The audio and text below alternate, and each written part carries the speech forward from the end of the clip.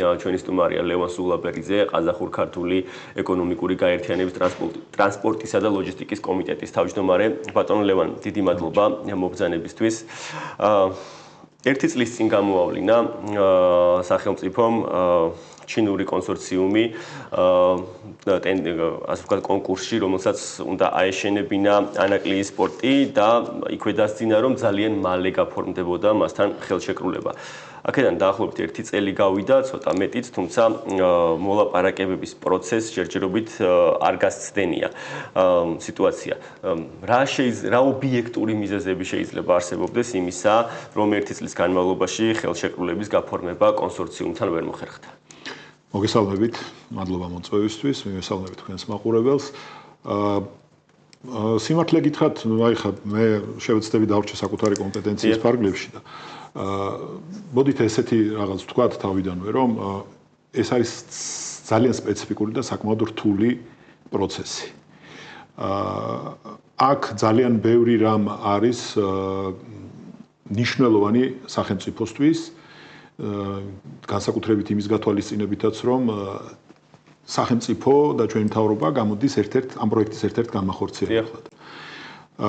სამწუხაროდ თუ საბედნიეროდ ზოგადად ლოჯისტიკამ და ტრანსპორტმა დღევანდელ მოცულობაში ბევრი სხვადასხვა მიზეზის, ობიექტური მიზეზის გამო ისეთი სტრატეგიულ პოლიტიკური მნიშვნელობა შეიძინა და შესაბამისად დღეს ახალ ინფრასტრუქტურაში ვინ იქნება წარმოდგენილი, რა ფორმით იქნება წარმოდგენილი, როგორ განახორციელებს მენეჯმენტს და ასე შემდეგ, ძალიან მნიშვნელოვანია. ამიტომ მე ამ პროცესს შედარებით მშვიდად უყურებ და სიმართლე გითხრათ, რომ გაწევა მიუხედავად გაგიკვირდებათ და მე იმედება. იმიტომ რომ ერთი მხრივ პროცესი არ ფერხდება, ვინაიდან სახელმწიფომ დაიწყო გარკვეული თავისი ვალდებულებების შესრულება, გარკვეული ინფრასტრუქტურის შექმნა, თანხა იხარჯება. ძნელია ხა იმის თქმა ჩემი მხრიდან, იმიტომ რომ ვიზუალურად ამის კონტროლის მექანიზმი და საშუალება მე არ მაქვს, მაგრამ აი მაგალითად თუ რა ხდება და უშუალოდ სამშენებლო მოედანზე, თუმცა ირიბი მაჩვენებლებით ეს ჩანს იმით, რომ აი მაგალითად დასავლეთში რომ მივემგზავრებით, ძალიან დიდი ქვისლოდები მეაქვს და ქვისლოდები ეს არის ერთ-ერთი ყველაზე მთავარი კომპონენტი ამრიდის ერთ-ერთი ესე ბრეიქვოტერის მოლის მშენებლობისთვის. და ანუ ეს პროცესი რაღაც პროცესი იქ მიდის. რა თქმა უნდა, თუ არ შეიძლება ეს უსასრულოდ გაჩერდეს. მე იმედი მაქვს, სიმართლე რო გითხრათ, რომ ამ პროცესის გაჭიანურების ერთ-ერთი ობიექტური მიზეზი შეიძლება იყოს, რომ გამოჩნდა ახალი მოთამაშე. იმედი მაქვს. თუ დავაკვირდებით სატრანსპორტო ინფრასტრუქტურაში რა პროცესები ხდება და სატრანსპორტო დარგში დღეს საქართველოში და რეგიონში განსაკუთრებით. ჩვენ ხო თავს არ განვიხილავთ როგორც ერთ-ერთ რაღაც გამხოლოებულ გამოყოფილ ცალკე გამოყოფილ ასე ვთქვათ სტრუქტურად ჩვენ ვართ დიდი ინფრასტრუქტურის დიდი დერეფნის ნაწილი და ამ თუ უფრო განზოგადებულად უფრო ზემოდან დავხედავთ ამ ყველაფერს რეგიონში ძალიან მნიშვნელოვანი პროცესები ვითარდება იმ თვალსაზრისით რომ შემოდიან ისეთი მოთამაშეები და შემოვიდნენ ბოდიში არ შემოდიან უკვე შემოვიდნენ ისეთი მოთამაშეები რომლებიც არიან სოფლიო დონის კომპანიები, დარგის საზღვაოსი თუ ზოგადად ლოჯისტიკის ნაწილში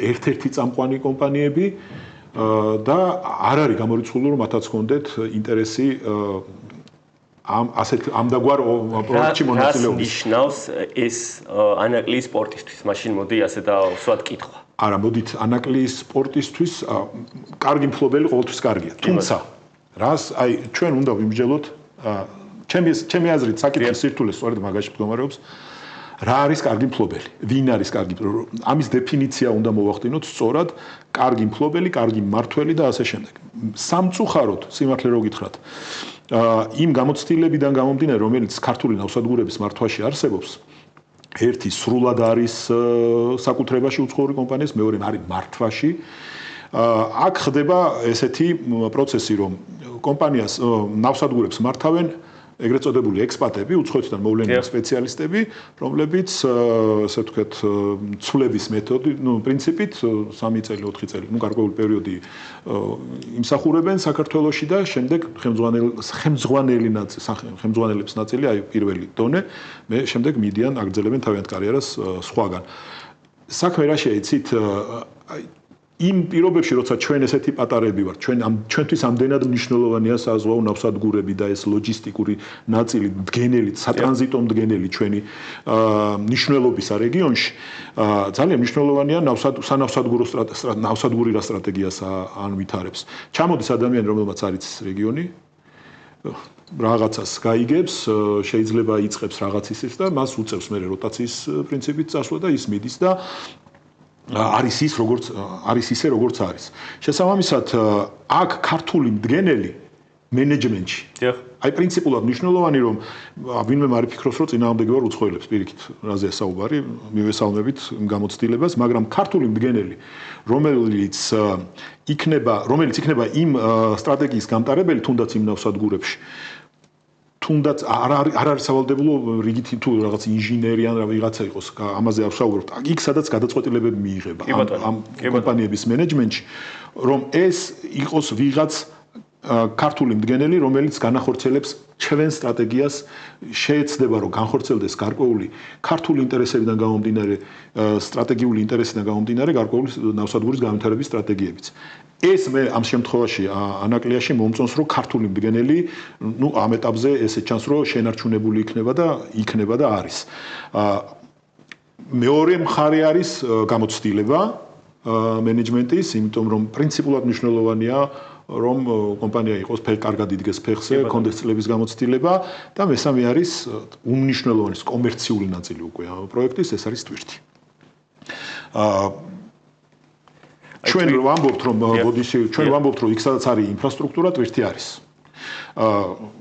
ალბათ დავასწრებ თქვენს კითხვას და ვიტყვი რომ დღესდღეობით სანავსადგურო ინფრასტრუქტურის შესაძლებლობები ბევრად დაბალია ვიდრე ჩვენი სარკინიგზო ინფრასტრუქტურის შესაძლებლობები, მაგრამ თუ ჩვენ მივდივართ იქეთკენ რომ გავზარდოთ ჩვენი სანავსადგურო ინფრასტრუქტურის შესაძლებლობები, გადაუდებლად უნდა დავიწყოთ იმისათვის რომ ეს ყველაფერი შეესაბამებოდეს. სწორედ ამ ნაწილში მინდა რომ ჩაგეკითხოთ და უფრო მეტი, ასე ვთქვათ, თვალსაჩინოება შემოვიტანოთ. პირველი ფაზის დასრულების შემდეგ პრინციპში ის მონაცემები ვიცით, რაც უნდა გაატაროს სპორტმა.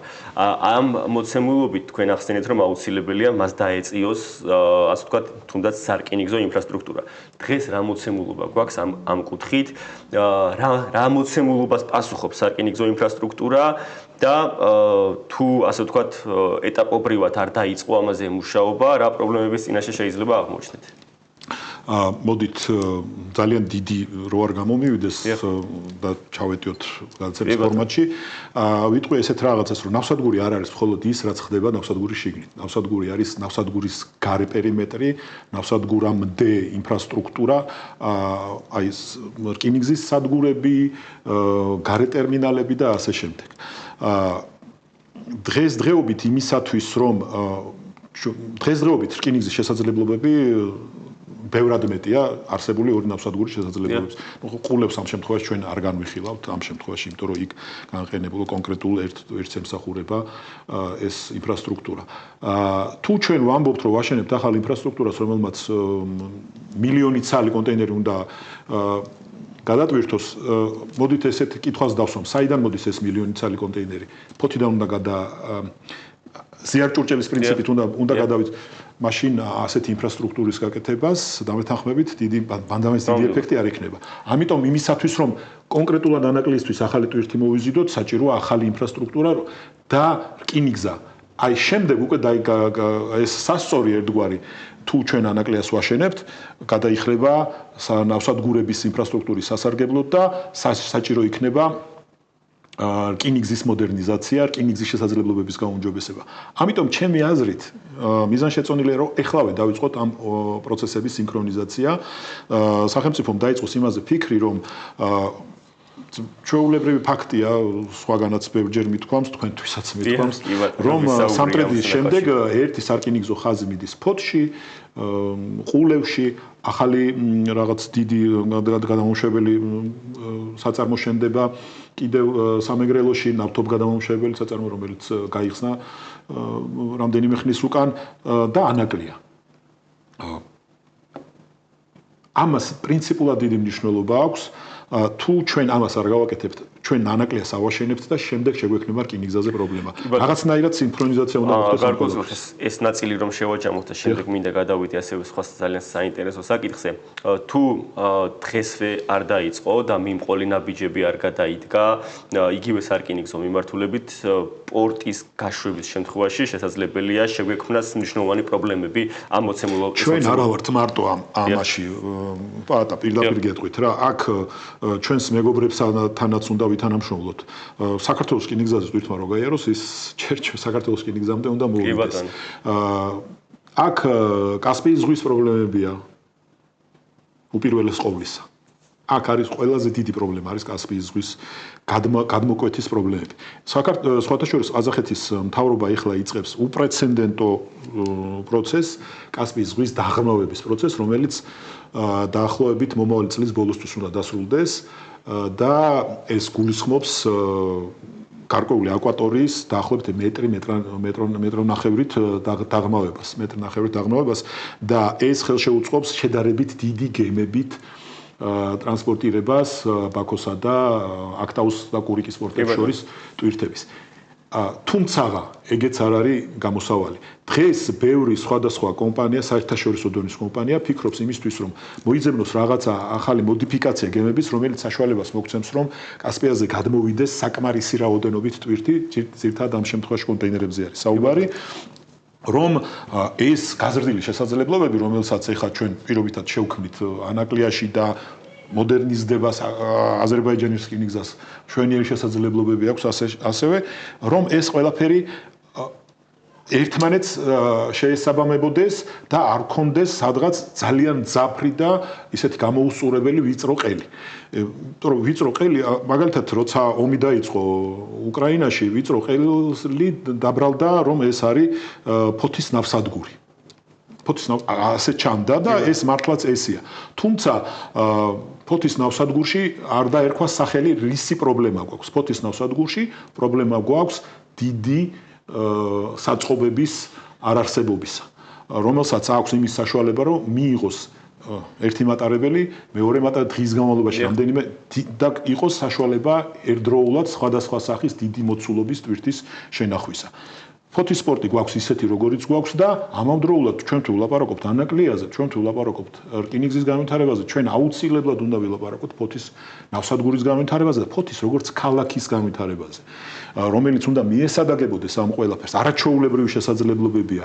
ეხლა ჩვენ ანაკლიაზე რო ვსაუბრობთ, ანაკლი არის აბსოლუტური გრინფილდი, ასე ვთქვათ, სუფთა ადგილზე, ნოლიდან იწყება ყველაფერი და იქ ბევრი რამის ასე ვთქვათ წინასწარ სწორად დაგეგმვის საშუალება არის.